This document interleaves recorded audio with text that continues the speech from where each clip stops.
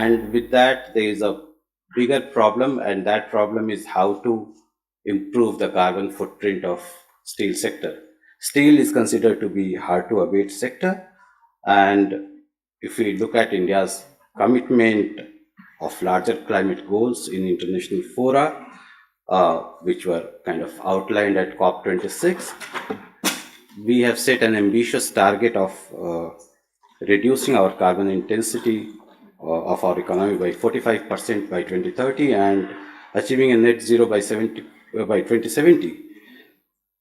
Steel sector's decarbonization and sustainable development is a crucial spoke in the wheel when we talk of achieving our ambitious climate goals, and sustainable transition of steel sector is extremely important as we go along in expanding our steel production capacity, and also how to improve the carbon footprint of our existing steel production facilities. If we look at present scenario, India's steel sector's emission intensity is estimated at around 2.5 tons CO2 equivalent per ton of steel, which is much higher than the global average of 1.85 tons CO2 equivalent per ton of steel. So there is a big room of improvement and catching up to do with global standards in this thing. And now, with some countries coming up their environmental laws, which essentially are trade restrictions, there is a greater sense of urgency in reducing emission intensity of India's steel sector. All the steel companies are mindful of that, and they are taking several initiatives also to this end. So in this context, Minister of Steel is organizing this national workshop on forging sustainability in steel, which tries to bring together steel companies, experts of financial sectors, experts of other domains, which kind of bring tools to improve sustainability of steel sector at large.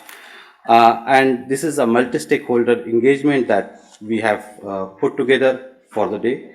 After this introductory session, we have 3 thematic sessions. The first thematic session looks at some useful tools for decision making. For example, one of the key questions is how to achieve this decarbonization in the least cost way. And standard theory says marginal abatement cost is a tool which we should look at, but there is no ready to use toolkit available to apply marginal abatement cost in practice. So this session also provides a glimpse of marginal abatement cost curve toolkit developed within Ministry of Steel.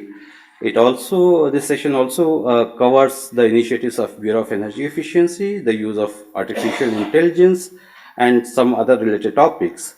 The second session is very important, where it's more of a peer learning session, where Indian steel companies which have undertaken several initiatives to improve their carbon footprint, they talk about their experiences and they share their case studies with all the audience present here.